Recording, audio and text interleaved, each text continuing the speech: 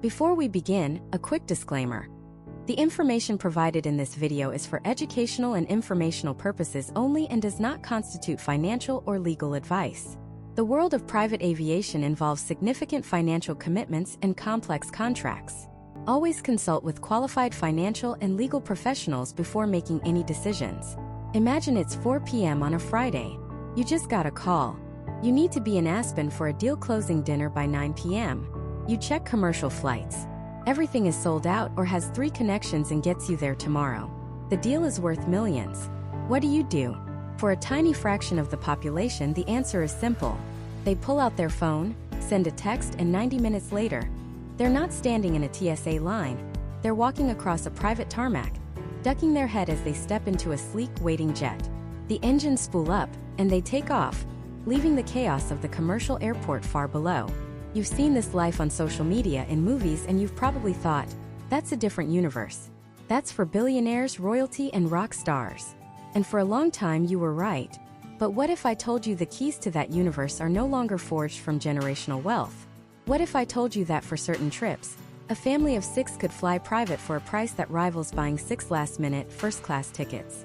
Sound impossible? It's not. It's just misunderstood. The world of private aviation is deliberately opaque, wrapped in jargon and exclusivity to keep people out.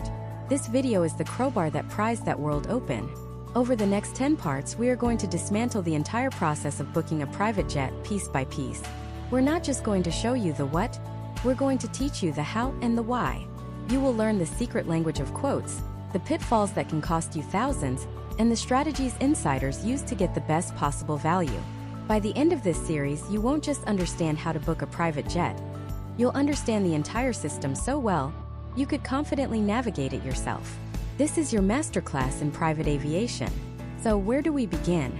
The first thing you need to understand is that there isn't just one way to fly private. Think of it like 3 doors, each leading to a different level of access and commitment. Door number 1 is on-demand charter. Door number 2 is the jet card. And door number 3 is fractional ownership. We're going to walk through each one, but for 99% of people curious about this world, the journey starts with that first door, on-demand charter.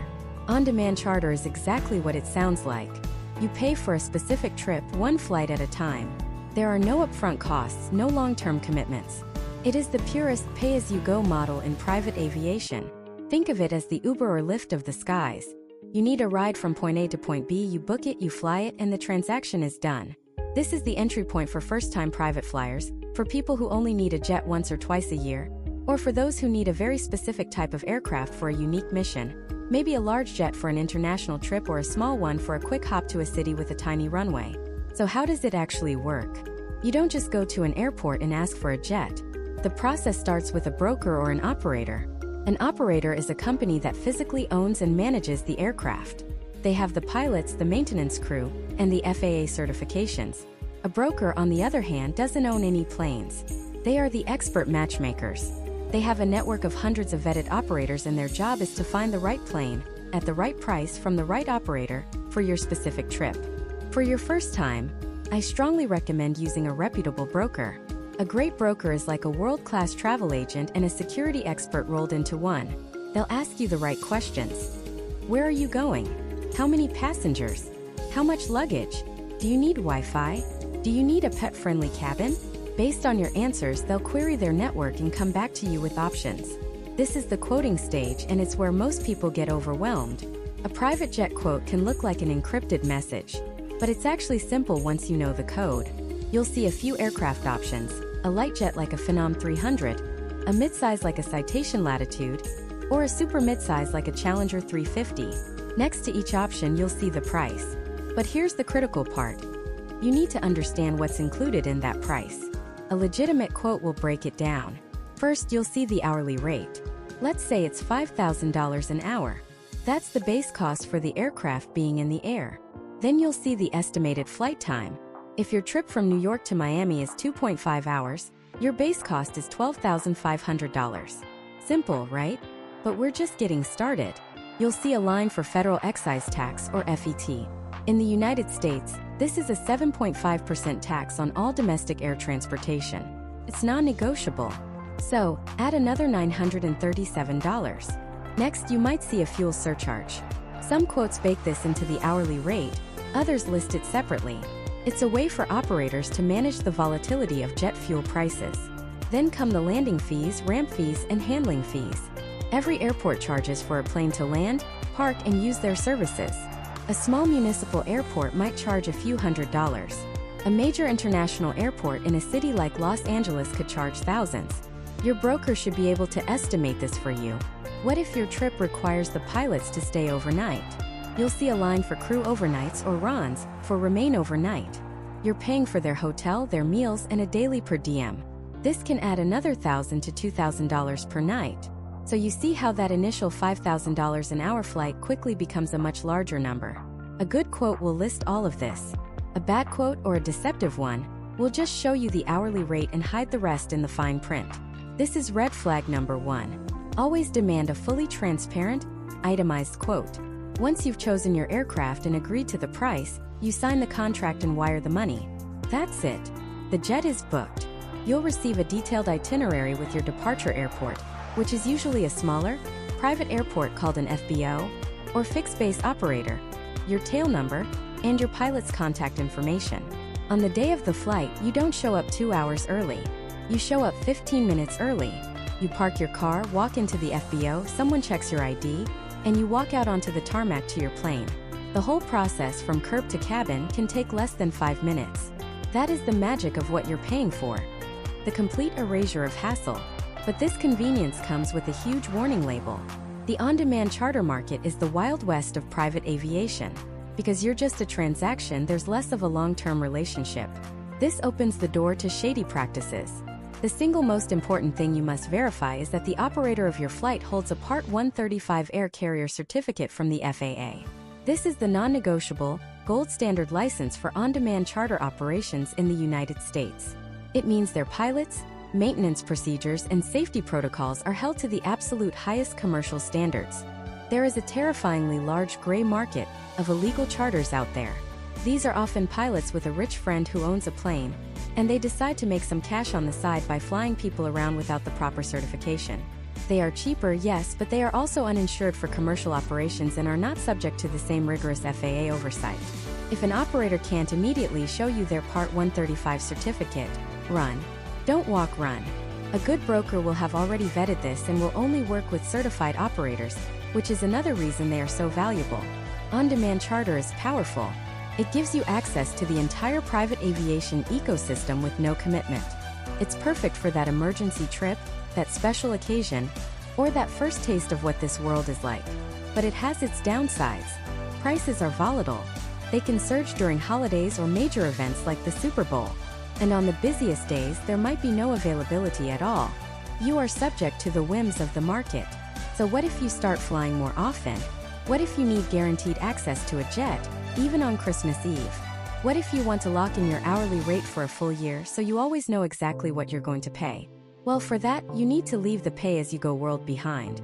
For that, you need to open the second door. And that door leads to the world of jet cards.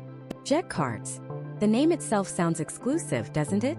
Like a black card for the sky. And in a way, that's exactly what it is. But let's break down what it really means. Forget the complex contracts for a moment and think of it like this. It's the difference between buying a single cup of coffee every morning versus buying your coffee beans in bulk from Costco. When you charter on demand, you're buying that single cup. The price can change daily based on demand, the weather, or even the mood of the barista.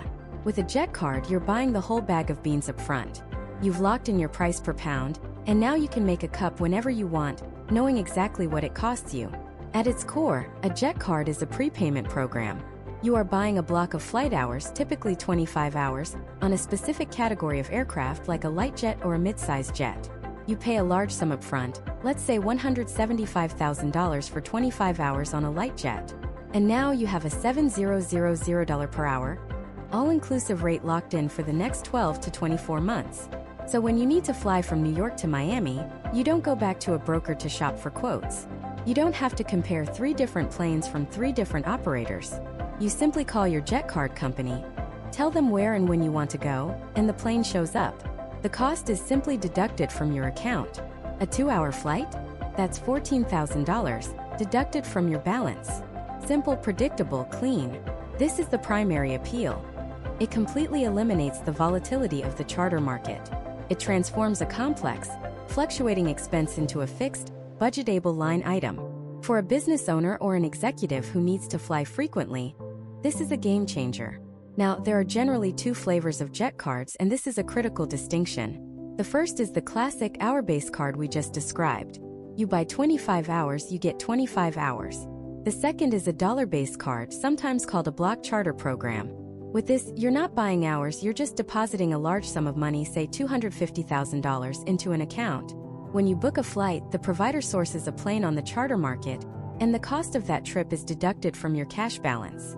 You might get a small discount or other perks, but you are still exposed to the dynamic, fluctuating prices of the on-demand market. It's essentially a sophisticated deposit account with a charter broker. For the rest of this discussion, when we say jet card, we're talking about the first kind, the true fixed-rate, hour-based programs, because that's where the real power lies. The benefits go far beyond just a fixed price. The second major advantage is guaranteed availability. The on-demand charter market is essentially a giant pool of available planes. On a quiet Tuesday in April, there are plenty to choose from. But try booking a jet to Aspen the week before Christmas, or to Miami for Art Basel. The inventory dries up in a heartbeat. Prices skyrocket, and you might not find a plane at all. A jet card program is a promise. It is a contractual obligation for the provider to get you a plane, often with as little as 8 to 24 hours notice. Even on the busiest holiday weekend, your access to an aircraft is guaranteed. That peace of mind, knowing you can always get where you need to go, is a massive part of the value proposition. The third key benefit is consistency and safety. When you book on demand, you could be flying with a different operator every single time. While the US has incredibly high safety standards, different operators have different levels of service, different cabin amenities, and different pilot training protocols. With a top-tier jet card from a company like NetJets or FlexJet, you are flying on their fleet, or a meticulously vetted partner fleet. The standards are uniform and exceptionally high. The pilots are their pilots. The service is their service. Every single flight feels familiar and meets a rigorous predetermined standard. You've eliminated the operational lottery of the open market. So, fixed rates, guaranteed availability, and consistent service. It sounds perfect, right? Well, this is where we need to read the fine print.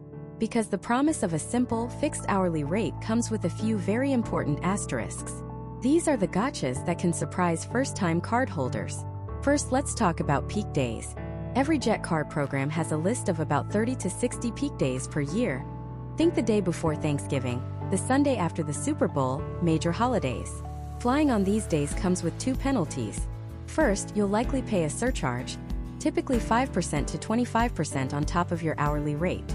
Second, your call-out window, the amount of notice you have to give, is much longer.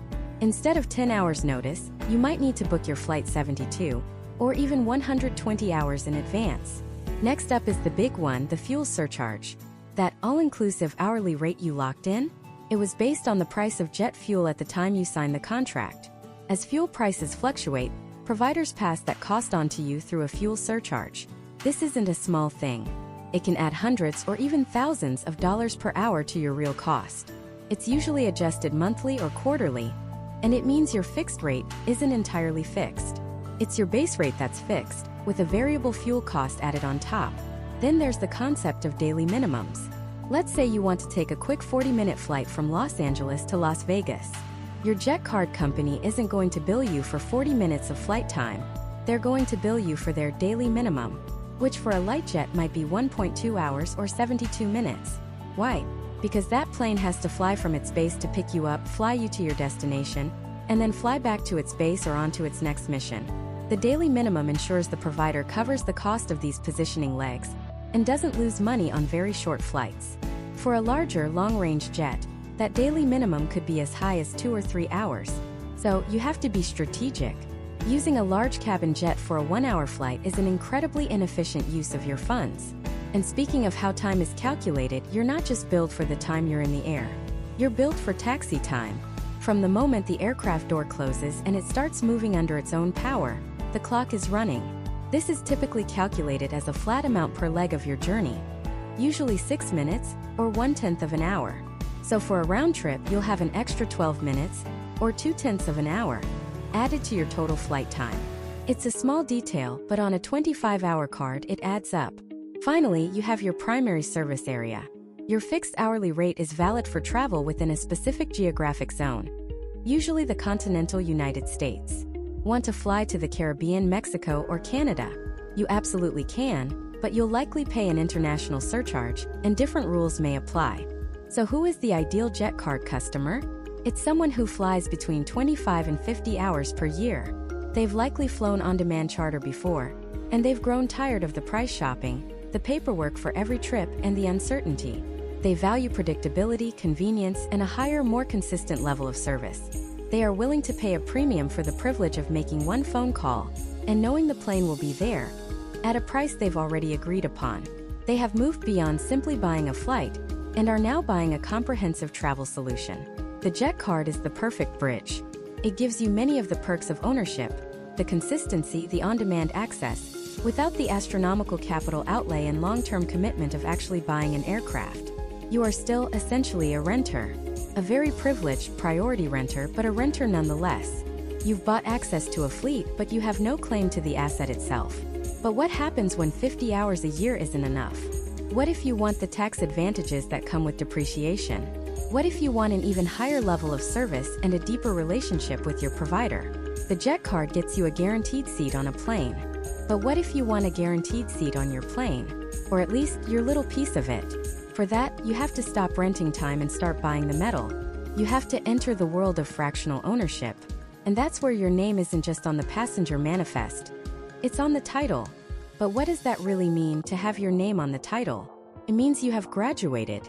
You've moved beyond simply renting an experience and have started investing in the infrastructure of your own life. Fractional ownership is the great bridge in private aviation.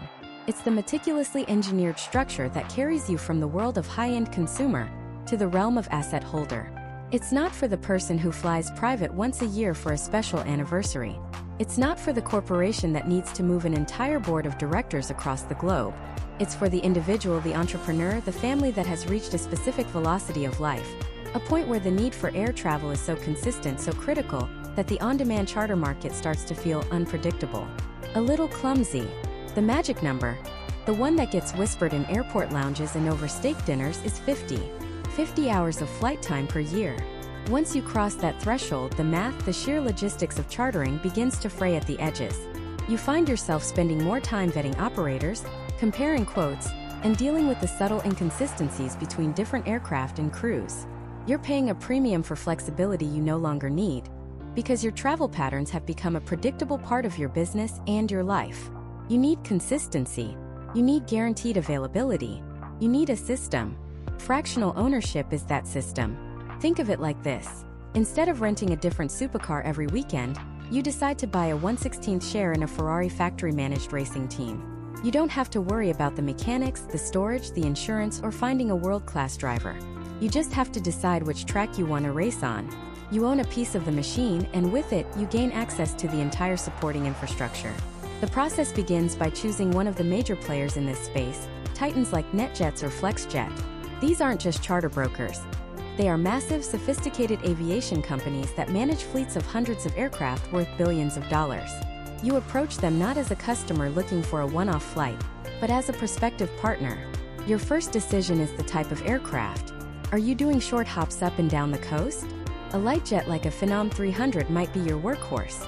Transcontinental meetings? You'll be looking at a super mid-sized jet, something like a Challenger 350 or a Citation Latitude, the undisputed champions of this category. Let's use that Citation Latitude as our example.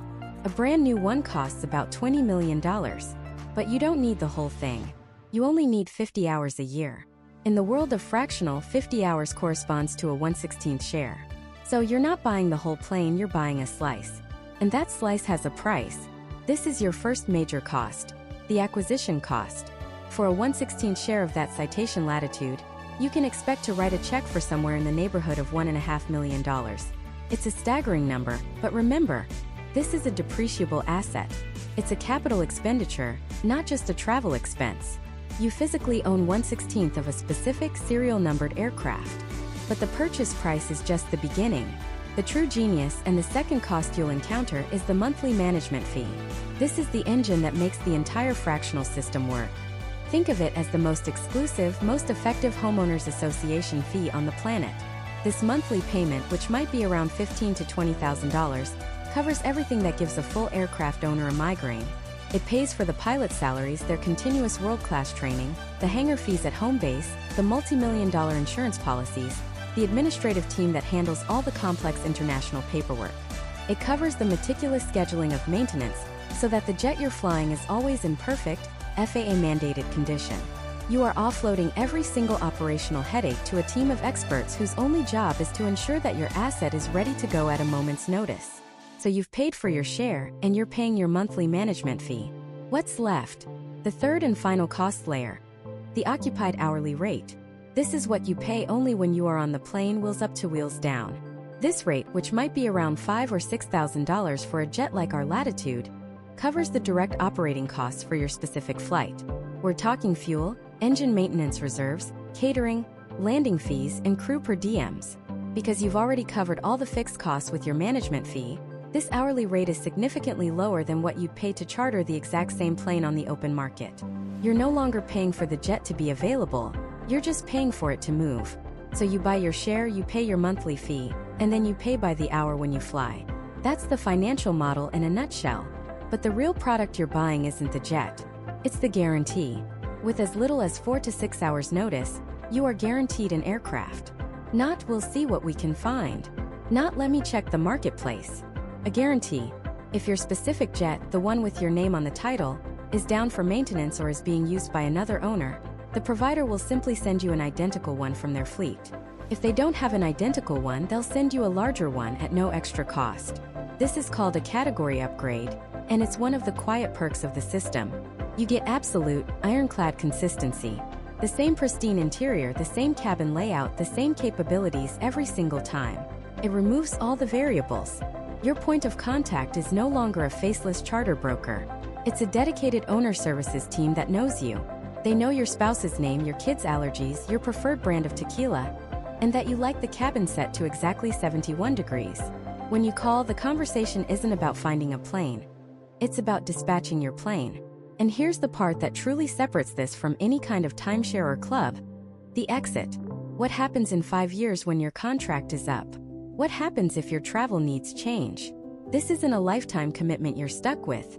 The major fractional providers guarantee to buy back your share at the end of your term. They'll assess the current fair market value of the aircraft, and they will cut you a check. You've had 5 years of unparalleled access and service, and at the end you recover a significant portion of your initial investment, depending on the state of the used aircraft market. It's an investment in logistics that you can actually liquidate. This model is the pinnacle of turnkey aviation. It offers many of the benefits of full ownership: the consistency, the pride, the feeling of it being your aircraft, with none of the operational nightmares. And it provides a level of service and guaranteed availability that the charter market, for all its flexibility, simply cannot match for a frequent flyer. It's a precisely calibrated solution for a very specific problem. But it begs the ultimate question. When you run the numbers, when you strip away the romance and look at the cold, hard dollars and cents, is it actually worth it? If you're that person flying 75 hours a year, what does the final, all-in bill look like at the end of the year for a fractional owner versus someone who just charters every single time? One path is a massive capital outlay and lower hourly costs. The other is zero upfront investment but a much higher price per flight. Where is the break-even point? At what hour, on what trip, does one option definitively pull ahead of the other? To find that magic number, we have to stop thinking about a private jet as a single product. It's not. It's a ladder of access, and each rung carries a completely different financial DNA. At the bottom, you have on-demand charter. Pure pay-as-you-go. Think of it as the Uber Black of the skies. You need a plane, you call a broker, you get a quote, you fly. Simple. The next rung up is the jet card. This is like buying a high-end subscription or a bulk gift card. You prepay for a block of hours, usually 25 or 50, at a fixed hourly rate. And at the top of this particular ladder, you have fractional ownership. This is where you actually buy a deeded share of a specific aircraft, say a 1/16 or 1/8 share, which entitles you to a certain number of flight hours per year. This is less like renting and more like owning a timeshare in a multi-million-dollar flying machine. So charter, card, or share. To find the break-even point, we need to do the math. And not fuzzy, back-of-the-napkin math. We need to run the real numbers, the ones the providers use. Let's create a scenario. Our traveler, let's call him Alex, needs to fly 100 hours this year for his expanding business. He favors a mid-sized jet, something like a Cessna Citation Latitude, a workhorse of the industry. Let's start with option 1. On-demand charter. Alex calls his broker for every trip. The market is dynamic, so prices fluctuate, but a good all-in average for a quality Latitude on the charter market is about $10,000 per hour. So 100 hours times $10,000. That's a neat, clean $1 million for the year. No upfront costs, no long-term commitment. Just $1 million transportation bill. Now for option 2, the jet card. Alex decides to lock in his rate. He finds a reputable jet card provider offering a 100-hour card on a mid-sized jet. Because he's buying in bulk, he gets a better rate. Let's say it's $8,500 per hour. So, he writes a check up front for $850,000. The money sits in an account, and he draws it down with each flight. By the end of the year, he spent $850,000 instead of $1 million. He's already saved $150,000 just by moving one rung up the ladder. For someone flying 100 hours a year, the jet card is a clear financial winner over on-demand charter. So far so easy, but now we get to the big one. Option 3, fractional ownership. This is where the math gets interesting. Alex decides to buy a 1/16th share of that same Citation Latitude. A 1/16th share typically gives you 50 flight hours a year. So to get his 100 hours, he'd need to buy a 1/8 share. A new Citation Latitude costs around $17 million. A 1/8 share then has an acquisition cost of roughly $2.1 million. That's the check you write just to get in the game. It's a massive capital outlay, but that's not what you pay to fly. The fractional model has 2 other major costs. First, there's a monthly management fee. This covers everything from the pilot salaries and training to insurance, hangar space, and administration. For a 1/8 share of a Latitude, this could be around $30,000 a month. That's $360,000 a year, whether you fly a single hour or all 100 of them. It's a fixed cost like the condo fee for your flying apartment. Second, there's the occupied hourly rate. This is what you pay only when the engines are running and you're on board. It covers direct operating costs like fuel, engine maintenance reserves, and standard catering. Because you're an owner, this rate is much, much lower than charter or jet card rates. For our Latitude, it might be just $5,000 per hour. So let's calculate Alex's annual cost as a fractional owner. 100 hours at $5,000 an hour is $500,000. Add to that the $360,000 in fixed management fees. His total annual cash outlay for flying is $860,000. Wait a minute. That's $860,000. The jet card was $850,000. So the jet card is still cheaper by 10 grand? Why on earth would anyone spend $2.1 million up front to save, well, to lose $10,000 a year? This is the exact point where most people get confused, and it's where the true break-even analysis begins. The numbers we just ran are for 100 hours. What happens if Alex's business explodes and he needs to fly 150 hours next year? Let's run it again quickly. On-demand charter. 150 hours at $10,000 is $1.5 million. Jet card. 150 hours at $8,500 is $1.275 million. Fractional ownership. The management fee stays the same at $360,000. The flying cost is now 150 hours times $5,000, which is $750,000. Add the management fee, and his total is $1.11 million. Suddenly, at 150 hours, fractional ownership is over $160,000 cheaper than the jet card, and almost $400,000 cheaper than charter on an annual basis. The more you fly, the more that low hourly rate and high fixed fee structure works in your favor. The break-even point, where the annual cost of fractional ownership dips below a jet card, is somewhere between 100 and 125 hours for this specific aircraft class. But we've ignored the elephant in the room: the $2.1 million acquisition cost. That money isn't just gone. You've purchased an asset. A depreciating asset, but an asset nonetheless. After 5 years, you can sell that share back, likely to the fractional company itself. You might get 50 or 60% of your purchase price back, depending on the market. So a huge chunk of that upfront cost is returned to you. The jet card money? That's gone forever. It was purely an expense. The fractional purchase is a capital expenditure. It's an entirely different financial and tax event. This reveals the fundamental divide. The question isn't just, how much does it cost per year? It's, do I want to be a renter or do I want to be an owner? Do I want the lowest possible annual cash outlay? Or am I willing to park a significant amount of capital in an asset to drastically lower my long-term operating costs? And there are hidden factors that tilt the scales even further. Let's talk about taxes. Specifically, the 7.5% federal excise tax. This tax is levied on transportation. When you charter a jet or buy a jet card, you are paying for transportation. So that tax applies to the full cost. On your $1 million charter bill, that's an extra $75,000 straight to the IRS. On your $850,000 jet card, it's over $63,000. But with fractional ownership, you're not buying transportation. You are an owner operating your own aircraft. The government views your monthly management fees and hourly payments not as a transportation fare, but as operational costs for an asset you own. Therefore, in most fractional structures, those payments are not subject to the federal excise tax. That's an instant 7.5% savings that we didn't even include in our calculation. Suddenly, that $860,000 fractional cost at 100 hours looks a lot better than the $850,000 jet card, because the real cost of the jet card is actually over $913,000 once you add the tax. This is the inside baseball of private aviation finance. The break-even point isn't a simple line on a graph. It's a multidimensional decision. It depends on your annual hours, your capital liquidity, your tax strategy, and your long-term view of your travel needs. Below 50 hours a year? On-demand charter is almost always the king. Between 50 and 100 hours? The jet card is the sweet spot, offering predictability and savings without a massive capital commitment. But once you start pushing past 100 or 125 hours a year, the math of fractional ownership, with its lower operating costs and tax advantages, becomes overwhelmingly compelling. So you've done the analysis. You fly 150 hours a year, you have the capital, and you're ready to become a fractional owner to save hundreds of thousands of dollars annually. You're ready to call NetJets or FlexJet and write that multi-million-dollar check. But what if I told you that the math we just did is only half the story?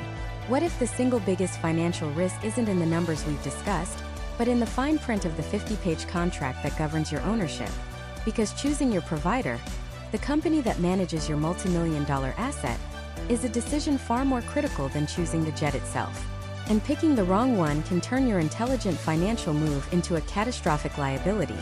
This world of private aviation is often presented as a single monolithic entity, but in reality it's a fractured landscape with 4 distinct kingdoms, each ruled by a different philosophy, each with its own set of laws, and each with its own hidden traps. Choosing your provider isn't just a logistical step, it's choosing which kingdom you want to pledge allegiance to. And your choice will define every single aspect of your experience, from the cost and convenience to the level of risk you're willing to shoulder. Let's start with the most common entry point, the gateway drug to private aviation: the charter broker. Think of a broker not as an airline but as a hyper-connected fixer. They're the concert promoters of the sky. They don't own the bands, they don't own the venues, but they know every roadie, every manager, and every security guard needed to put on the show. You call them with a mission. I need to get 6 people from Teterboro to Van Nuys next Tuesday, on a jet with Wi-Fi and a cabin tall enough for me to stand up in. The broker then blasts this request out to their network of hundreds, sometimes thousands of aircraft operators. They become your personal marketplace, fielding offers, negotiating prices, and presenting you with a curated list of options. The appeal here is obvious. Unparalleled flexibility. You're not tied to any single fleet or aircraft type. One week you can book a nimble light jet for a quick hop to Chicago. The next you can charter a massive, long-range Global Express for a trip to London. There are no upfront costs, no membership fees, no long-term commitments. You pay for what you use when you use it. This makes brokers the perfect solution for someone who flies fewer than 25 hours a year, or for a company that has unpredictable travel needs. It's also the best way to get access to one-way or empty leg pricing, which can offer substantial discounts if your schedule is flexible. But here lies the first major trap: the gray market. Because the broker doesn't own the jets, they have limited direct control over the quality and consistency of the product. They are reliant on the actual operator, the company that owns and flies the plane, to deliver. A good broker vets their operators relentlessly, insisting on the highest safety ratings like Argus Platinum or Wyvern Wingman. A less scrupulous broker, however, might be tempted to present you with the cheapest option, regardless of the operator's reputation, the age of the aircraft, or the experience of the crew. You might be quoted on a beautiful Challenger 350, but the actual plane that shows up could be an older, less pristine model from a different operator due to a last-minute swap. The service can be a roll of the dice. One flight might have 2 impeccable flight attendants and catering from Nobu. The next might have a tired-looking pilot handing you a bag of pretzels. With a broker, you are buying access, not a guarantee of a specific standard. Now, if that lack of consistency makes you nervous, you might graduate to the second kingdom, the Jet Card program.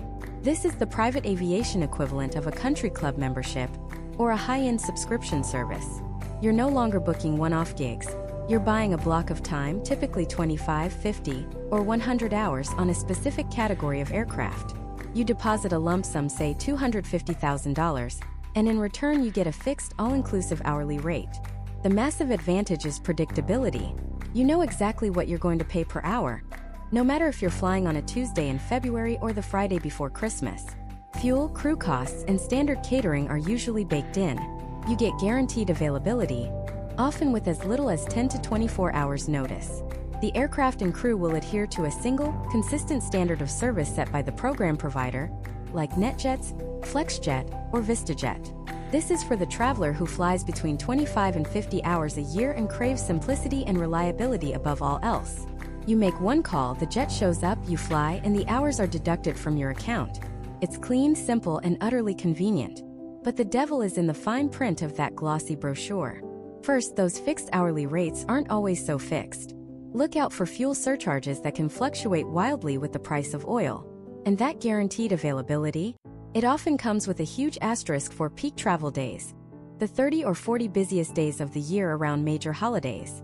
On those days, your flight might not be guaranteed. It could cost 25% to 50% more, or you might have to shift your departure time by several hours. Then there are the hidden costs. Flying into a cold weather destination like Aspen in the winter, you'll likely be hit with a hefty de-icing fee, which can run into thousands of dollars and is never included in your hourly rate. And the biggest risk of all? You are essentially giving the provider a massive unsecured loan. If that jet card company goes bankrupt, your $250,000 deposit could vanish overnight. If you fly more than 50 hours a year, the math of a jet card starts to break down, and you begin to look towards the third kingdom, fractional ownership. This is not a subscription. It's an asset purchase. You are literally buying a share, typically 1/16, 1/8, or 1/4 of a specific serial numbered aircraft. A 1/16 share, for example, entitles you to 50 hours of flight time per year. You own a deeded piece of a multi-million-dollar jet. The benefits are significant. You get all the perks of full ownership, including potential tax advantages like depreciation, without the monumental headache of managing the plane yourself. You have access not just to your specific jet, but to the entire fleet of identical aircraft in the program. So if your jet is in maintenance in Florida, an identical one will be sent to pick you up in New York. The service level is typically a major step up from charter or jet cards, with a dedicated owner services team that knows your preferences intimately. This is for the individual or corporation flying 50 to 400 hours a year, who wants the pride and financial structure of ownership and the absolute highest level of consistent service. But this kingdom is protected by golden handcuffs. First, the barrier to entry is immense. A 1/16 share of a new jet can cost anywhere from $500,000 to over $4 million up front. And that's just the beginning. You then pay a substantial monthly management fee, whether you fly or not, to cover the pilots, insurance, hangar space, and administration. On top of that, you pay an hourly operational fee every time you fly, covering fuel and maintenance. And you're locked into a long-term contract, usually 5 years. Getting out early is incredibly difficult and expensive. When your contract is up, the company will buy back your share, but it will be at the fair market value, which for a depreciating asset like an airplane will be significantly less than what you paid. You are taking on all the financial risk of a depreciating asset. Finally, for those at the absolute pinnacle of aviation, there is the fourth kingdom. Full outright ownership managed by an aircraft management company. Here you buy the entire jet. It is your asset, your tail number, your property. But a Gulfstream G650 isn't a car you can just park in the driveway. It's a complex billion-dollar startup that requires a flight department, FAA compliance, maintenance scheduling, crew hiring and training, and international permits. This is where a management company comes in. You hire them to be the CEO of your aircraft. They handle every single excruciating detail, from polishing the chrome to navigating complex international airspace regulations. The upside is ultimate control. It's your jet. You can paint it however you want, configure the interior with a shower if you desire, and keep your personal belongings on board. You have a dedicated crew that knows you and your family. And crucially, when you're not using it, the management company can place your aircraft on their charter certificate, allowing other people to charter it. This can generate hundreds of thousands, or even millions, of dollars in annual revenue to help offset your staggering ownership costs. The downside, of course, is that those costs are indeed staggering. We're talking millions per year just to keep the jet ready to fly, before you've even gone anywhere. The complexity is mind-boggling, and the liability is entirely yours. If something goes wrong, the regulatory and legal buck stops with you, the owner. This path is only for those who fly hundreds of hours per year and for whom the absolute, non-negotiable priority is total control and personalization, with cost being a distant secondary or even tertiary concern. So you see the four paths laid out before you. The flexible but unpredictable broker, the simple but restrictive jet card, the asset-based but confining fractional program, and the ultimate control but astronomically expensive world of full ownership. Each is a tool designed for a specific job. Using the wrong tool won't just be inefficient, it can be a multi-million-dollar mistake. The first question you must answer is not what jet do I want, but how do I want to fly? Your answer to that question will determine which of these kingdoms you'll call home. And the first and most accessible of these kingdoms is the world of on-demand charter.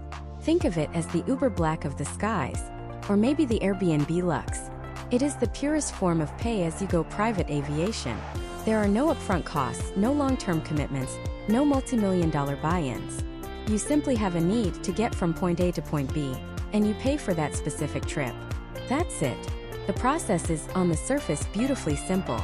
You contact a charter broker. This is a critical player in the ecosystem. The broker is your personal aviation shopper. You tell them, I need to fly 4 people from Teterboro, New Jersey to Miami on Friday morning, and we need to come back Sunday night. The broker then goes to work, canvassing a vast, invisible marketplace of thousands of aircraft owned by different individuals and management companies. They're looking for a plane that fits your mission, is available on your dates, and is positioned in the right geographical area to do the flight efficiently. Within hours, sometimes minutes, you'll receive a series of quotes. You might see an option for a Citation CJ3, a Learjet 75, and maybe a Phenom 300. Each quote will detail the specific aircraft, its age, its amenities like Wi-Fi, and of course the all-in price. You review the options, you pick the one you like, you sign the contract, you wire the money, and you show up at the private terminal on Friday morning. It is seamless, efficient, and requires zero long-term financial entanglement. The overwhelming advantage of on-demand charter is its flexibility. It is the ultimate a la carte menu. Let's say this week you have that quick business trip for 4 people to Miami. A light jet is perfect. But next month, you're taking your entire extended family of 12, plus luggage and ski equipment, to Aspen for a week. A light jet won't work. You need a heavy jet like a Gulfstream G450 or a Global Express. With on-demand charter, you simply book the right tool for the job every single time. You're not tied to one size or type of aircraft. You have access to the entire global fleet, from tiny turboprops to massive VIP airliners, all without ever owning a single rivet. This is why for anyone flying less than 50 hours a year, or for those whose travel needs are wildly unpredictable, charter is almost always the undisputed king. But this kingdom has a dark side. The very flexibility that makes it so attractive is also its greatest weakness. Because you're shopping on the open market every time, you face 2 massive variables: price and quality. The price for that same trip from Teterboro to Miami can swing by thousands, even tens of thousands of dollars, based on demand, aircraft availability, the price of fuel that week, and even the time of day. Flying to Miami the week of the Art Basel Festival? Expect to pay a staggering premium. Trying to find a jet out of Augusta, Georgia on the Sunday after the Masters Golf Tournament? Good luck. It's pure supply and demand, and when demand is high, the prices can become astronomical. Even more jarring can be the inconsistency in quality. The charter market is made up of thousands of different operators, each with their own standards. One flight, you might be on a brand new impeccably maintained Gulfstream with a world-class crew that anticipates your every need. The next, you could book the exact same aircraft model and find yourself on a 15-year-old jet with worn-out interiors, spotty Wi-Fi, and a crew that provides the bare minimum of service. It's a roll of the dice. The broker's job is to vet these operators and shield you from the bad ones. But at the end of the day, you are stepping onto a different company's airplane every time. For many, this lack of consistency is a deal-breaker. It's the wild, untamed frontier of private flight. So what if you fly more often? What if you need that Teterboro to Miami flight twice a month, every month? What if the thought of haggling with a broker and rolling the dice on quality for every single trip fills you with dread? What if you value consistency, guaranteed availability, and predictable pricing above all else? Well, that's when you decide to leave the open market behind. You graduate from the charter kingdom and seek citizenship in the exclusive, orderly republic of the jet card. A jet card is exactly what it sounds like, a prepaid card for private jet travel. It's the bridge between pure charter and the much more committed world of ownership. Instead of paying for each trip as you go, you purchase a block of flight hours up front, typically in 25, 50, or 100-hour increments. You are no longer dealing with a broker who shops the entire market. You are entering into a direct relationship with a single large fleet operator, like NetJets, FlexJet, VistaJet, or SentientJet. The process is transformed. You buy, for example, a 25-hour card on a mid-sized jet. This means you've just deposited, say, $250,000 with the provider. Now you have an account. When you need to fly, you don't solicit quotes. You simply call or use an app and say, "I need my mid-sized jet in Teterboro on Friday at 9 a.m. The company guarantees they will have that category of aircraft ready for you, often with as little as 12 to 24 hours notice. The benefits are immediately obvious. First, pricing is fixed and predictable. When you buy the card, you lock in a specific hourly rate. Whether you fly on a Tuesday in February or a holiday weekend in July, that hourly rate remains the same. You're completely insulated from the wild price swings of the charter market. Second, availability is guaranteed. Barring a few major peak travel days which might have restrictions, your jet will be there when you need it. You've paid for access and you get it. Third, and for many most importantly, is the consistency of service. Because you are flying with a single provider, every jet in their program is maintained to the same high standard. The pilot training is uniform. The cabin service protocols are identical. The age and interior quality of the aircraft are consistent across the fleet. That jarring leap between a great flight and a mediocre one disappears. Every time you step on board, you know exactly what to expect. It's a standardized, seamless, and incredibly convenient experience. It's the private aviation equivalent of trading the uncertainty of Airbnb for the predictable luxury of the Four Seasons. But this convenience and predictability come at a cost, and with their own set of rules. First, you are paying a premium for this service. The fixed hourly rate on a jet card is almost always higher than the average rate you could find on the on-demand charter market. You are paying extra for the guarantee, the consistency, and the convenience. Second, your capital is tied up. That $250,000 you deposited is sitting with the jet card company, not in your investment account. And if that company were to face financial trouble, your deposit could be at risk. Third, you lose the flexibility of the charter market. If you bought a card for a mid-sized jet, that's what you get. If you suddenly need a larger heavy jet for that Aspen ski trip, you'll have to pay an interchange fee to upgrade, which can be expensive. And finally, you have to be wary of the fine print. Things like taxi time, the time the plane spends moving on the ground before takeoff and after landing, are often billed as flight time, adding 10 to 15% to your actual travel time. There can be fuel surcharges, international fees, and those peak day surcharges that can make holiday travel prohibitively expensive. The jet card offers a beautiful, simple solution, but it's a walled garden. And the price of admission and the rules inside those walls are strict. Choosing between on-demand charter and a jet card is the first great crossroads in your private aviation journey. It's a choice between ultimate flexibility and ultimate consistency, between market-driven value and guaranteed premium service. Are you the person who flies 5 times a year to 5 completely different destinations with 5 different group sizes? Charter is your world.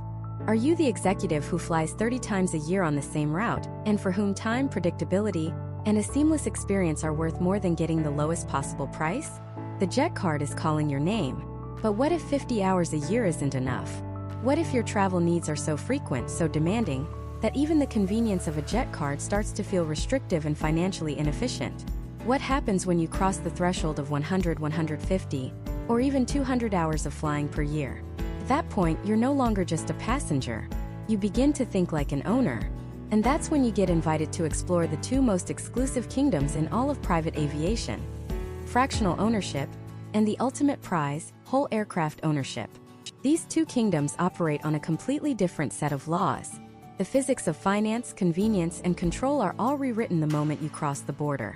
Let's start with the first, and for many, the most logical step up from on-demand charter, fractional ownership. Imagine for a moment that you love vacationing in Aspen. You've been renting different luxury chalets for years through a high-end service. Sometimes you get a stunning modern masterpiece. Other times you get a place that's a little dated, the Wi-Fi is spotty, and it just doesn't feel quite right. You're paying a premium, but you're still rolling the dice on quality and availability. Now, what if the rental company came to you and said, "Look, you stay with us 20 times a year. Instead of renting, why don't you buy a 1/10 share of this specific brand new 6-bedroom chalet? You'll be one of 10 owners. We'll handle the cleaning, the maintenance, the property taxes, the staff, everything. All you do is tell us when you want to show up. And because we have 10 identical chalets in our portfolio, even if yours is occupied, we guarantee you one that looks and feels exactly the same." That, in a nutshell, is fractional jet ownership. You are no longer renting a random plane from the charter market. You are buying a deeded interest, a legal share, of a specific aircraft with a specific tail number. The pioneers of this model, companies like NetJets and FlexJet, built empires on this simple, yet revolutionary idea. They went to corporations and high-net-worth individuals who were flying 50, 100, or 200 hours a year, and made them an offer that was almost impossible to refuse. They said, "Stop gambling on charter. Stop dealing with the brain-melting complexity of owning your own plane. Buy a piece of ours and get the best of both worlds." Here's how the system actually works. The smallest share you can typically buy is a 1/16 share. This entitles you to 50 hours of flight time per year. A 1/8 share gets you 100 hours, a 1/4 share gets you 200 hours, and so on. You choose your aircraft type, maybe a light jet like a Phenom 300, a midsize like a Praetor 500, or a long-range beast like a Gulfstream G650. Your share size and aircraft choice determine your entire experience. But here's the critical detail that most people miss. While you legally own a share of, say, aircraft tail number N123X, you will very rarely fly on N123X. What you've actually bought is access to the entire fleet of identical aircraft. If you own a share in a citation latitude, you call the company, and they will send you a citation latitude. It might be based in Teterboro, it might be based in Van Nuys. This is the genius of their business model. It creates a vast, interchangeable network of private jets, giving you the feeling of ownership with the logistical efficiency of an airline. They can have a plane ready for you in as little as 4 to 6 hours, almost anywhere in the country. That's a level of security and access that on-demand charter simply cannot match. Of course, this access comes at a price. And the cost structure of fractional ownership is a three-headed beast. If you're serious about this world, you need to understand all three parts intimately. First, there's the acquisition cost. This is the big, one-time payment to buy your share. Let's say you want a 1/16 share of a brand new Praetor 500, a jet worth about $20 million. Your share, your ticket into the club, is going to cost you about $1.25 million. You write a check and you are now a part owner. But you're not done. Not even close. Next comes the monthly management fee. This is the second head of the beast. This is a fixed fee you pay every single month whether you fly or not. It covers all the fixed costs of ownership, prorated to your share size. We're talking pilot salaries, training, hangar space, insurance, and the administrative team managing the entire fleet. For our Praetor 500 share, this might be around $15,000 a month, every month, for the duration of your typical 5-year contract. That's $180,000 a year just to keep your name on the owner's list. Finally, the third head, the occupied hourly rate. This is what you pay only when you're actually on the plane from takeoff to touchdown. It covers the variable costs: fuel, engine maintenance reserves, catering, and landing fees. For our jet, this could be around $8,000 per hour. So let's do the math. In your first year of owning a 1/16 share and flying your full 50 hours, you will pay $1.25 million up front. Then $180,000 in management fees. And finally $400,000 in flight time. Your all-in cost for 50 hours of flying in year 1 is nearly $1.9 million. That's $38,000 per hour. This is a number that separates the merely wealthy from the truly stratosphere. So why on earth would anyone do this? The answer lies in the benefits that you just can't quantify on a simple hourly rate calculator. First, consistency. Every single Praetor 500 in the fleet is identical. Same leather, same carpet, same avionics, same layout. The pilots go through the exact same world-class training. When you step on board, it feels like your jet every single time. That psychological comfort is priceless. Second, availability. It's guaranteed. Barring a major natural disaster, if you give them the contractually required notice, you will get your airplane. No more calling brokers and hearing sorry, everything is booked. Third, and this is a big one, taxes. Under current U.S. tax law, you can often take what's called bonus depreciation on the acquisition cost of your share. This means that in the first year, you might be able to deduct the entire $1.25 million purchase price from your taxable income. For an individual or a business in a high tax bracket, this can translate into a massive six-figure tax savings, effectively reducing the net cost of entry. It's one of the most powerful financial incentives driving the industry. But there are downsides. The commitment is real. You are typically locked into a 5-year contract. Getting out early is possible, but it can be costly. And what happens at the end of 5 years? The company guarantees to buy your share back, but they'll buy it back at its fair market value. And just like a car, an airplane depreciates.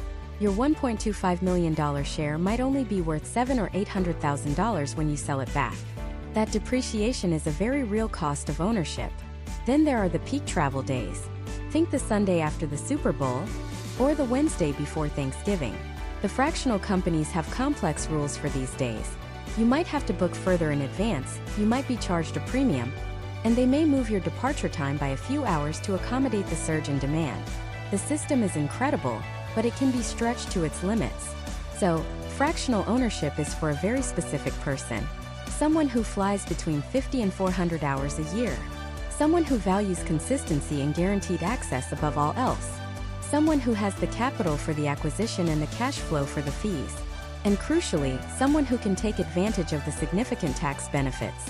For this person, fractional isn't an expense. It's a strategic tool. It's a time machine. It's the most efficient, reliable, and comfortable way to manage a complex travel life. But what happens when even this isn't enough? What happens when you fly so much that the hourly costs of fractional start to look unreasonable? What happens when you want your jet configured in a very specific way with a specific interior, specific Wi-Fi, and maybe even your family crest stitched into the headrests? What happens when you don't want to share? When you get tired of paying a monthly management fee to someone else and you start to think, I could run this operation myself.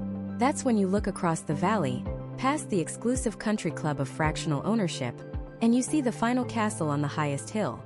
It's a fortress of ultimate control, ultimate freedom, and ultimate complexity. You're no longer thinking about buying a key to the club. You're thinking about buying the whole damn golf course. You're ready to contemplate the final, most daunting step in private aviation: whole aircraft ownership. So you own the golf course. The keys are in your hand. The sign has your name on it. But here's the secret no one tells you about owning the course. You don't just get to play golf for free. You now have to pay for the landscapers, the security guards, the clubhouse staff, the water bill for the sprinklers, and the insurance in case a stray ball hits a car on the highway. You're no longer a player. You're an operator. And owning an aircraft is exactly the same, just at 40,000 feet with jet fuel and federal regulations. The single biggest misconception about buying a private jet is that the purchase price is the main event. People see a listing for a pre-owned jet at, say, $5 million and they think, okay, $5 million. That number is a mirage. It's the tip of a colossal iceberg.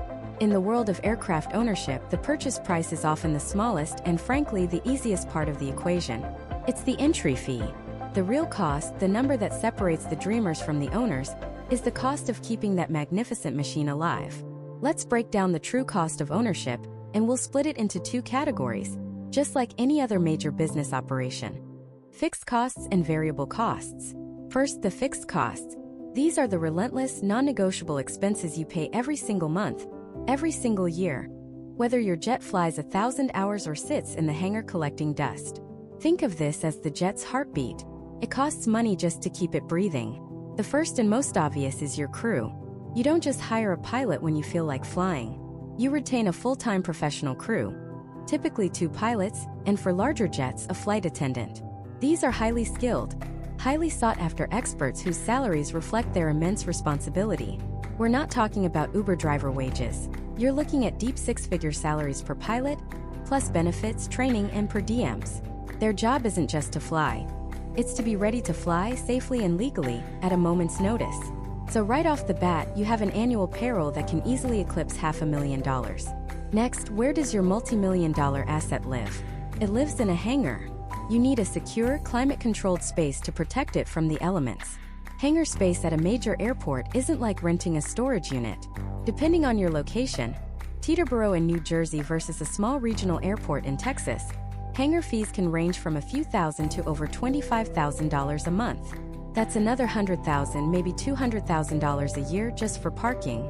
Then comes the big one, insurance. Insuring a private jet is a complex, high-stakes game. You need hull insurance to cover the value of the aircraft itself, and you need liability insurance, massive amounts of it, to cover any potential incident. We're talking policies with coverage limits in the hundreds of millions of dollars. The annual premium for a mid-size jet can easily be $100,000 or more, and it's non-negotiable. And we haven't even left the ground yet. You also have subscriptions. Yes, your jet has subscriptions. Database updates for the navigation and avionics systems, weather services, international plotting software. These are critical for safe operation and can cost tens of thousands of dollars a year. So let's tally it up. Before you've flown a single mile, you could be looking at an annual bill of anywhere from $700,000 to over $1.5 million. That's your fixed cost. That's the price of readiness. Now let's talk about what happens when you actually want to use your incredible machine. These are the variable costs, calculated on a per-hour basis. The number one variable cost is, of course, fuel. Jet fuel prices fluctuate wildly, but a good rule of thumb is that a mid-sized jet will burn through hundreds of gallons per hour. At $5 or $6 a gallon, you're spending thousands of dollars every single hour you're in the air. A 3-hour flight from New York to Miami could easily be a $10,000 fuel bill. But the cost that truly blindsides new owners is maintenance. This isn't like changing the oil in your car. Every component on a jet, from the engines to the landing gear, has a strictly enforced lifespan, measured in flight hours or cycles. And the engines are the most critical. To avoid a single catastrophic multi-million-dollar engine overhaul bill down the line, almost every owner enrolls in an hourly engine maintenance program. Think of it as a mandatory savings account for your engines. For every hour you fly, you pay a set amount, say $800, into a reserve fund managed by the engine manufacturer. It feels like you're just burning money, until the day you get a $2 million invoice for an engine overhaul, and you get to pay it from the fund you've built. You also have similar programs for the airframe and other major components. These hourly maintenance reserves can add up to anywhere from $1,000 to over $4,000 for every single hour of flight. Then you have landing fees, ramp fees, catering, de-icing in the winter, international handling fees. The list goes on. When you add it all up, the all-in variable or hourly cost to operate your own jet can range from $3,000 to as much as $10,000 per hour. So you take your $1 million annual fixed cost, and you add $5,000 for every hour you fly. If you fly 200 hours a year, your total cost of ownership is $2 million. That's the real number. That's the price of the golf course. Now you might be thinking, this sounds like a logistical nightmare. Who manages all of this? You don't. You hire an aircraft management company. This is the most crucial decision an owner makes after buying the plane. A management company is essentially the COO of your personal airline. They handle everything: hiring and managing the crew, scheduling maintenance, paying the bills, ensuring labyrinthine FAA compliance, planning your trips, and even negotiating fuel prices. They are the professionals who turn your asset from an incredibly expensive lawn ornament into a functioning, reliable transportation tool. In return, they charge a monthly management fee, typically from $6,000 to $15,000 a month. And here's where it gets interesting. A good management company can also help you offset your costs. If you're only flying 150 hours a year, your jet is sitting idle for thousands of hours. The management company can place your aircraft on their charter certificate, renting it out to other people when you're not using it. This Part 135 charter revenue can be a powerful tool, potentially covering a significant portion of your fixed costs. Suddenly, your $2 million a year liability starts generating income. It becomes a business. But this also adds layers of complexity, regulations, and wear and tear on your aircraft that you have to be comfortable with. So why, after all of this, the staggering costs, the logistical headaches, the immense responsibility, why would anyone choose whole aircraft ownership? The answer is one word: control. Absolute, uncompromised control. It's your aircraft. You choose the paint scheme, the interior leather, the specific brand of scotch stocked in the galley. You hire the crew you trust. The jet is always ready on your schedule, not a charter operator's. It's an extension of your home or your office, a perfectly tailored tool for your specific mission. For a CEO who needs to visit 3 cities in one day, or a family that values ultimate privacy and security, that level of control isn't a luxury. It's a necessity. And if you fly more than 300 or 400 hours a year, the math can actually start to make sense. The per-hour cost of ownership can begin to approach, or even beat, the cost of on-demand charter.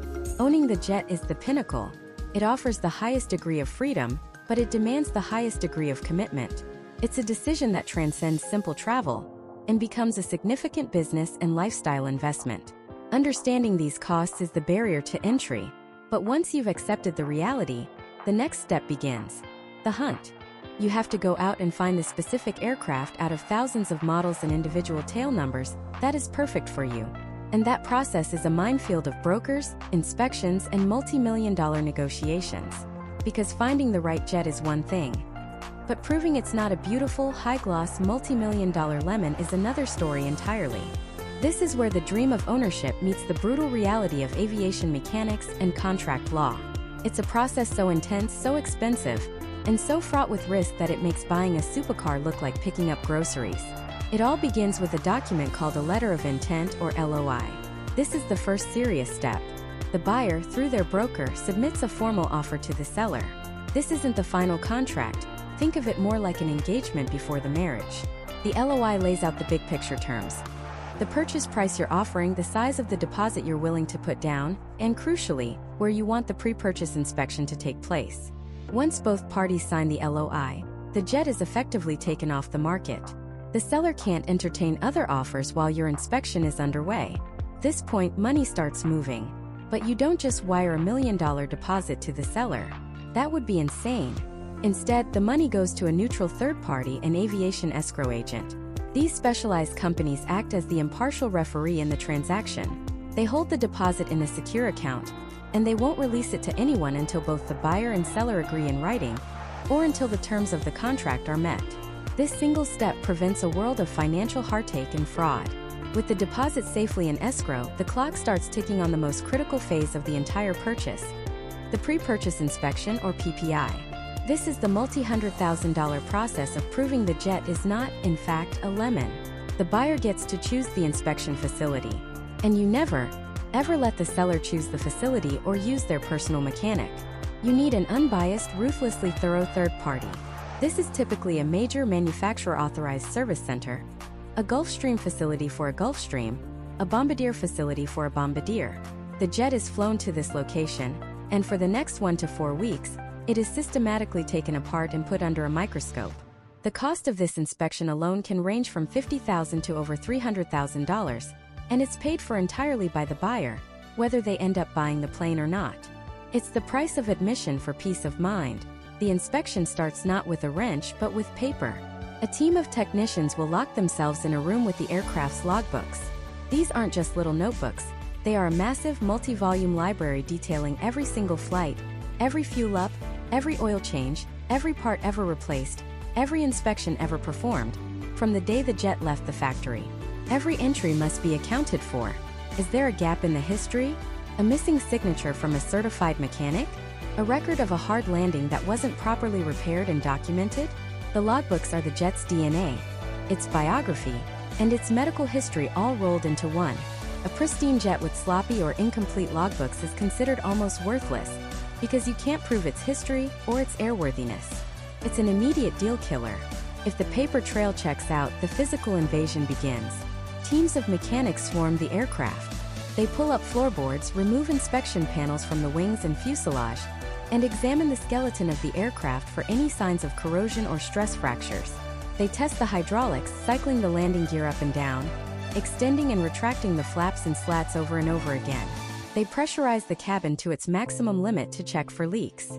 Every light, every switch, every circuit breaker in the cockpit is tested. The most nerve-wracking part is the engine inspection. The engines are the heart of the aircraft, and they are by far the most expensive component, often worth more than the rest of the airframe combined. Mechanics use a tool called a borescope, essentially a long, flexible camera, to look deep inside the engine's core without having to tear it down completely. They are hunting for microscopic cracks on the turbine blades, signs of overheating, or any distortion caused by foreign object damage. Finding a significant issue here can mean a $2 million engine overhaul, a cost that could completely torpedo the deal. While the mechanics are dissecting the hardware, another team is focused on the software. They perform a full diagnostic on the avionics suite, the complex web of flight computers, navigation systems, and displays that the pilots rely on. They ensure every system is communicating properly and that all the databases are up to date. Then comes the test flight. This isn't a joyride. It's a carefully scripted, 3-hour aerial examination. The buyer's pilot sits in one seat, and the seller's pilot sits in the other. They take the aircraft up to its maximum certified altitude, often over 45,000 feet, to ensure the cabin pressurization works flawlessly. They test the autopilot in all its modes. They shut down an engine mid-flight and run through the emergency restart procedure. They perform steep turns and aggressive climbs to put stress on the airframe and flight controls. They are trying to make the plane reveal any hidden flaws that only appear under the stress of actual flight. After weeks of this relentless scrutiny, the inspection facility compiles all its findings into a single document, the discrepancy report. This report can be hundreds of pages long, listing every single fault, no matter how minor. From a flickering light bulb in the lavatory and a scuff on a leather seat, to a leaky hydraulic line and a concerning hot spot on a turbine blade. They will find things. They always find things. No used aircraft is perfect, and this report becomes the buyer's ultimate negotiating weapon. The deal is not done. In fact, the hardest part is just beginning. The buyer and seller now enter round 2 of negotiations, armed with this exhaustive list of faults. The discrepancies are typically broken down into 3 categories. First are the airworthiness items. These are issues that make the aircraft unsafe or illegal to fly.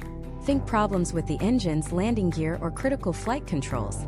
By industry standard and basic ethics, the seller is almost always responsible for paying to fix these. If they don't, there is no deal. Second are the operational or functional items. These are things that are broken but don't affect the safety of flight. Maybe the cabin Wi-Fi is unreliable, the galley oven doesn't heat properly, or a cockpit display has a few dead pixels. These are all negotiable. The buyer will argue that they're paying for a fully functional aircraft, while the seller might claim it's just normal wear and tear. This is where deals get heated, with both sides haggling over every $1,000 repair. Finally, there are the cosmetic items. A scratch in the wood veneer, a stain on the carpet, chipped paint on the wingtip. The seller will almost never pay for these. The buyer either has to accept the plane as is or walk away. This is the final financial battleground. The buyer has already spent $100,000 or more on an inspection for a plane they don't even own yet. The seller has had their plane off the market for a month. Both sides are invested. But if the discrepancy report reveals $1 million in necessary engine repairs, and the seller is only willing to cover half of it, the entire transaction can implode. The buyer then faces a gut-wrenching choice. Do they walk away, losing the 6-figure inspection fee and starting their search all over again? Or do they swallow a massive, unexpected cost to close the deal on their dream jet? The escrow agent is waiting for instructions, the deposit is on the line, and the fate of a multi-million-dollar asset hangs on a final, high-stakes negotiation. The air crackles with digital tension. This isn't a shouting match. It's a cold, calculated war fought over email and conference calls, with brokers as the generals. The buyer's team holds firm. Their position is simple. The pre-purchase inspection is designed to find exactly these kinds of issues. The agreed-upon price was for a fully airworthy aircraft with no major impending squawks. An engine overhaul isn't a minor squawk. It's a financial earthquake. They argue that this is a material defect, a pre-existing condition the seller should have known about, or at the very least, is responsible for rectifying before the title changes hands. They send a revised offer. The original price minus the full quoted cost of the engine work. Not a penny less. The seller's camp is furious. They see it as a last-minute shakedown. Their jet, they argue, passed the inspection. Flew perfectly. The borescope finding is predictive, not an immediate airworthiness issue. The plane is being sold as is, whereas a standard clause in these contracts. They believe the buyer is using this as leverage to chip away at a price that was already fairly negotiated. They counter. They'll split the cost 50-50, and that's their final offer. Take it or leave it. But both sides know that leaving it is a disaster. The buyer has already spent over $100,000 on legal fees, inspections, and escrow. The seller has taken their jet off the market for weeks, missing other potential buyers, and now faces the stigma of a failed deal, which always makes future buyers suspicious. What's wrong with the plane that the first guy walked away? The brokers, earning a commission that can be hundreds of thousands of dollars, go into overdrive. They are part therapist, part financial advisor, part shuttle diplomat. They remind each party how much they stand to lose. They reframe the problem. It's not about winning or losing a negotiation. It's about completing a transaction. After another 48 hours of tense silence and back-channel calls, a compromise is hammered out. The seller agrees to cover 70% of the repair cost, crediting it back to the buyer at closing. The buyer, to show good faith and get the deal done, agrees to swallow the remaining 30%. It's a bitter pill for both, but the deal is saved. The brokers send the final amendment to the purchase agreement. Both parties sign. The escrow agent gets the instruction they've been waiting for. We are cleared to close. And then it happens. Not with a bang, but with a flurry of digital paperwork and a single monumental bank wire. The buyer's remaining funds, millions of dollars, are released from their account and surge into the secure escrow account. The escrow agent, following a multi-page closing checklist, confirms receipt. Instantly, they file the FAA bill of sale and submit the new registration application. They wire the seller their full payment, minus the broker commissions and the engine credit. They wire the brokers their fees. A chain reaction of multi-million-dollar transactions happens in the span of about 15 minutes. The buyer's broker receives an email confirmation. He forwards it to his client with a simple two-word message: "She's yours." Just like that, the buyer is no longer a prospective buyer. They are an aircraft owner. But this is where the real complexity begins, where the dream of ownership collides with a mountain of logistical reality. You don't just get a set of keys and a hangar pass. You have just become the CEO of your own private single aircraft airline, and you need to build the entire company infrastructure immediately. The very first call you make is to an aircraft management company. This is the most critical decision an owner makes after buying the plane itself. These companies are the turnkey solution to the staggering complexity of aircraft operation. You don't hire pilots. You don't shop for insurance. You don't schedule maintenance. The management company does it all. They become the operator of your aircraft. First, they handle the crew. They have a pool of type-rated pilots and flight attendants, vetted, trained, and ready to fly your specific model of jet. They handle salaries, benefits, recurrent training schedules, which are mandatory and constant, and all the complex scheduling of making sure you have a rested, legal crew ready to go whenever you are. Next, hangar and base. The management company secures a permanent spot for your jet at your preferred airport, a safe haven from the elements. They manage the fuel contracts, negotiating bulk rates that you could never get as an individual. They handle the ground support, the cleaning crews, the stocking of the cabin with your preferred snacks and drinks. Then comes the regulatory labyrinth. The FAA has two primary sets of rules for operating a private jet: Part 91 and Part 135. Part 91 is for purely private use. You, the owner, can fly on it, your guests can fly for free. But you cannot, under any circumstances, accept a single dollar for carrying passengers. It's your personal vehicle. Part 135 is the commercial certificate. It's the same set of stringent rules that charter companies like NetJets or FlexJet operate under. It involves a far more rigorous maintenance schedule, higher pilot training standards, and a mountain of FAA oversight. Why would any owner choose the headache of Part 135? One word: revenue. When you're not using your jet, it's just sitting in a hangar costing you a fortune. By putting it on a management company's Part 135 certificate, they can charter it out to other people. The jet goes to work for you. That charter revenue, which can be $5,000, $10,000, even $15,000 per hour, flows back to you, offsetting your fixed costs. For many owners, this is the key to making ownership financially viable. The downside: it's no longer exclusively your jet. It gets more wear and tear, and you have to schedule your own trips around a pre-existing charter schedule. The management company helps you make this choice, then executes it flawlessly. They handle the insurance, a policy so complex and expensive it makes luxury car insurance look like a rounding error. They track every single component on the aircraft. Every engine blade, every landing gear strut, every piece of avionics has a life limit, a ticking clock measured in flight hours or cycles. The management company's software tracks it all, scheduling inspections and replacements months in advance, so there are no surprises. You just pay the bill. And the bills are breathtaking. Ownership isn't a one-time purchase. It's a subscription to a constant, torrential outflow of cash. Your fixed costs before the jet even moves an inch are staggering. Pilot and crew salaries can be $300,000 to $500,000 a year. Hangar rent can be $10,000 a month. Insurance might be $80,000 a year. Mandatory recurrent training for the pilots, $30,000 per pilot. Software subscriptions for navigation charts and onboard Wi-Fi, another $25,000. You're easily looking at over $500,000 to $1 million a year, just for the privilege of having the jet sit there, ready. Then you have the variable costs. When you fly, you burn fuel thousands of dollars per hour.